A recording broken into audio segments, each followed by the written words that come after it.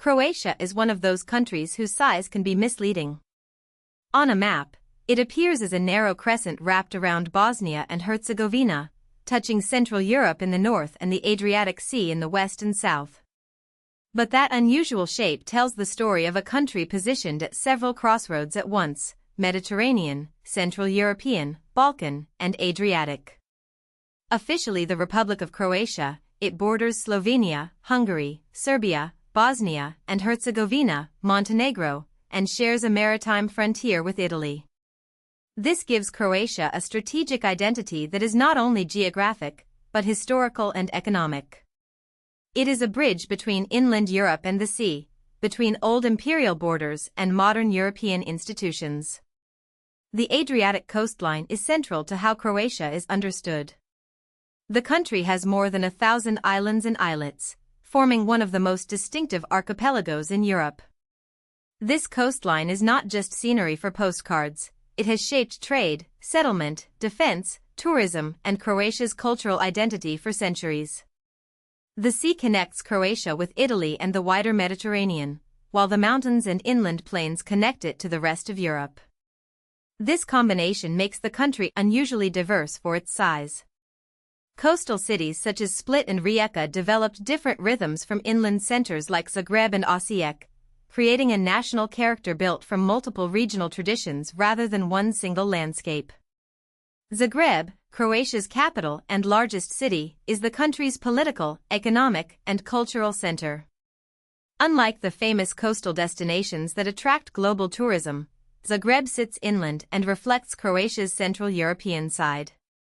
It is where national institutions, universities, media, and much of the business infrastructure are concentrated. Yet Croatia is not a one-city story. Split, on the Dalmatian coast, carries deep Mediterranean and Roman-era heritage. Rijeka has long been an important port city, connecting Croatia to maritime commerce.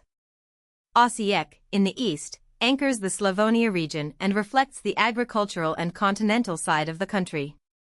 Together, these cities show how Croatia's identity is distributed across coast, capital, ports, and plains. Croatia's early history reaches back to the arrival of Croats in the 6th century in the lands once known as Roman Illyria. Over time, Croatian political organization developed through duchies and then a kingdom. Duke Branimir's recognition in 878 marked an important moment of independence, and King Tomislav's rule in 925 is often remembered as the beginning of Croatia's medieval kingdom.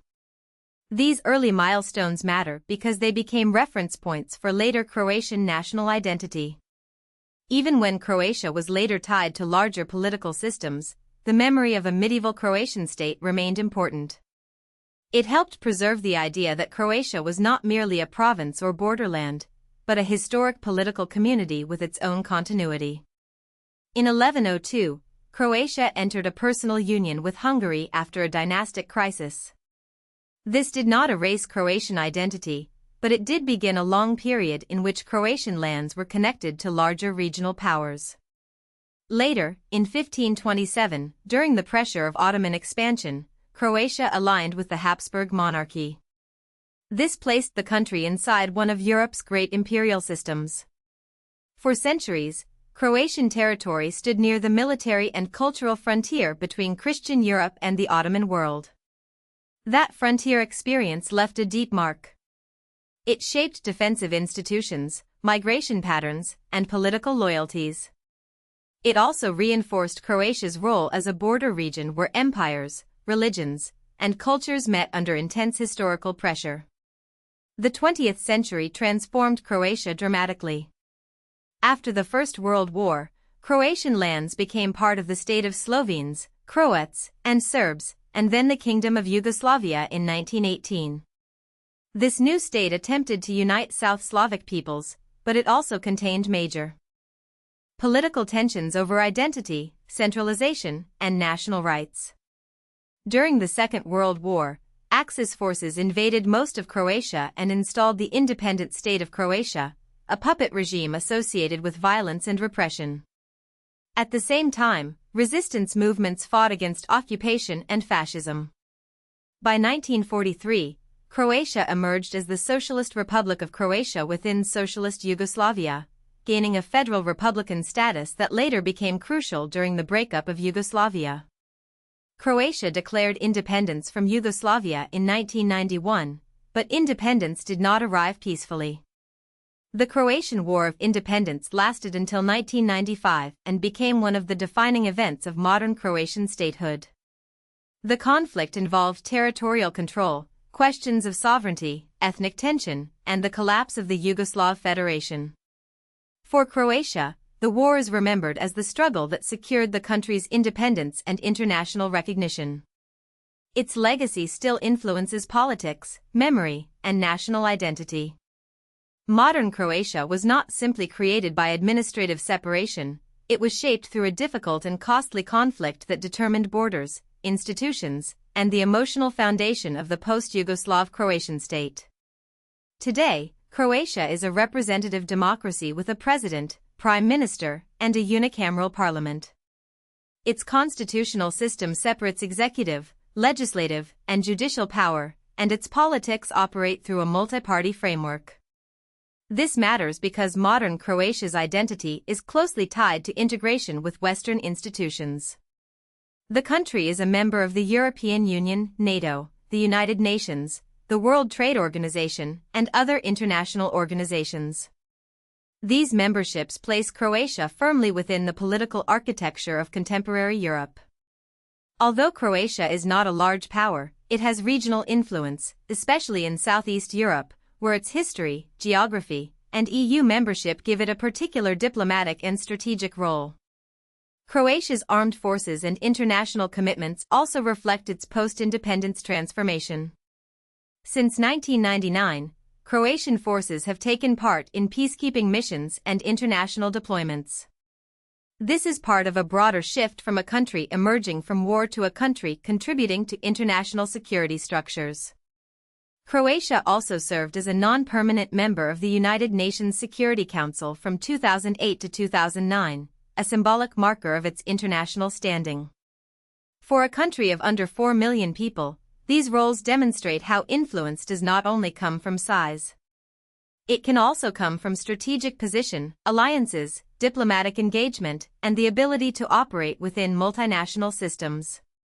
Economically, Croatia is considered a developed, high-income country. Its economy is dominated by services, but industry and agriculture also remain important. Tourism is one of the most visible engines of economic activity, especially along the Adriatic coast. The appeal is obvious: historic cities, islands, beaches, nature parks, and a Mediterranean climate.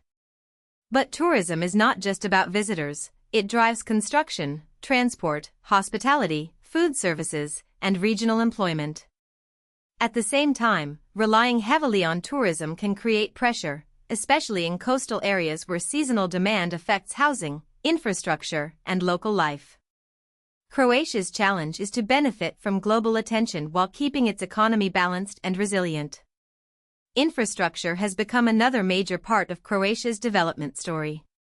Because the country sits along important European corridors, transport routes matter for trade, tourism, and regional integration. Roads, ports, and other facilities help link inland Europe with the Adriatic and connect Croatian regions that are geographically separated by mountains, coastline, and borders. Energy is also becoming more important. Croatia has invested in liquefied natural gas, geothermal networks, and electric transport. These choices reflect a broader European concern with energy security, diversification, and modernization. Croatia's location gives it potential value as an energy and transport connector, not only for itself but also for neighboring countries seeking reliable routes and infrastructure. Croatia's modern identity is built from layers: ancient geography, medieval statehood, imperial frontiers, Yugoslav experience, wartime independence, democratic institutions, and European integration. It is a country of islands and inland plains, capital boulevards and port cities, tourism economies, and strategic infrastructure. Its population of nearly 3.9 million lives in a state that is small in scale but unusually rich in historical and geographic complexity. Croatia's importance comes from its position between sea and continent, between Central and Southeast Europe, between past conflicts and future integration. To understand Croatia is to understand how a country can be shaped by borders, but not limited by them.